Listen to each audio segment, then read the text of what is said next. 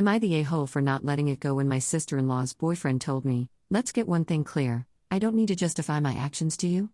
This situation happened back in May of 2025, so keep that in mind.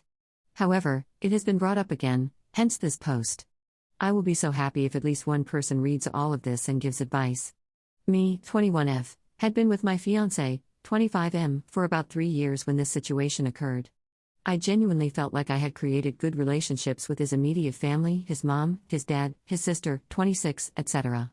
I'm someone each of these people has heavily relied on to help with doing their taxes, keeping their car insurance up to date, helping with school assignments, both the mom and sister were in school, etc. I never said no to any request or need. The time came when my fiancé and I were going to move states for our jobs.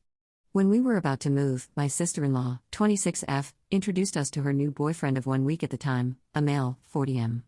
The age gap worried me because my parents had an identical age gap, and it is precisely what tore them apart over time. But I kept that opinion to myself and supported their relationship. When we met him, I liked the guy. I thought he had a good sense of humor and seemed nice. Around 4 months later, I was shocked when things went sideways. There is a mini situation that happened with him before this one. Let me know in the comments if you want me to explain it. My mother-in-law had asked me to help her find a new laptop. So I FaceTimed her, and we talked for around an hour, going over pricing and options. Finally, we settled on the 2025 MacBook Air M4. She was only going to use it for browsing, notes, and light schoolwork, so I recommended the one with standard storage and RAM.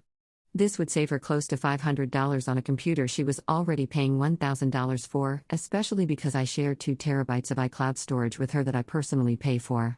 So we went with that option, and I ordered it. A few days later, she was talking on the phone with my fiancé when she asked him to pass the phone so she could tell me something.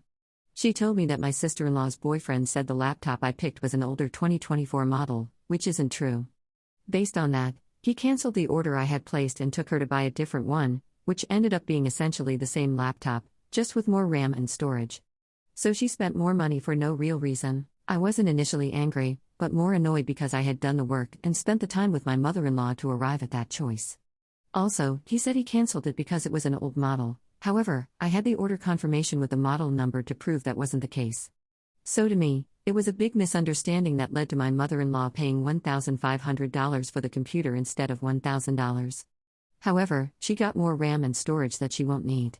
Given her technological ability, she will probably only use about 10% of the computer's capabilities in the first place, so the extra money felt wasteful.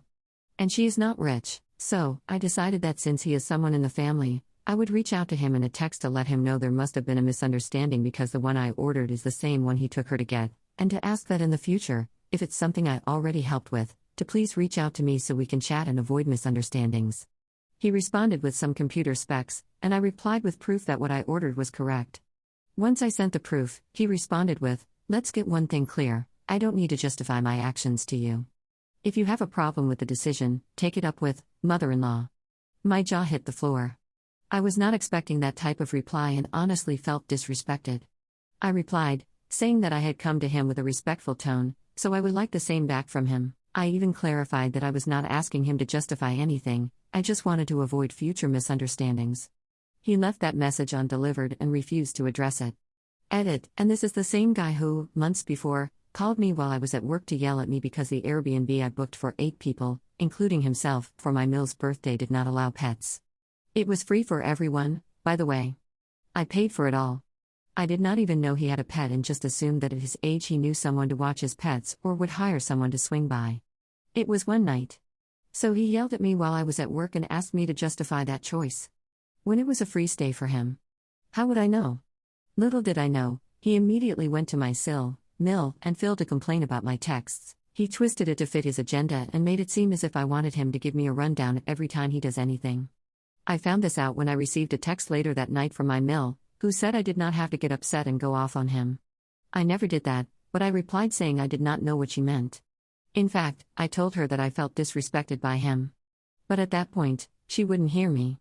My fiancé tried to address it with her and his sister, but they defended him, said his message wasn't disrespectful, and questioned why I even texted him in the first place.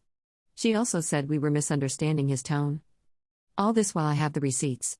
I feel like I am going crazy. Am I in the wrong? Was he not disrespectful?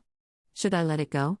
Also, There is more that happened after. Edit for what happened after. Okay, so basically, after the situation, my fiancé reached out directly to him to say that my intentions weren't to get him to justify anything and that the comment he made was overly aggressive and not okay.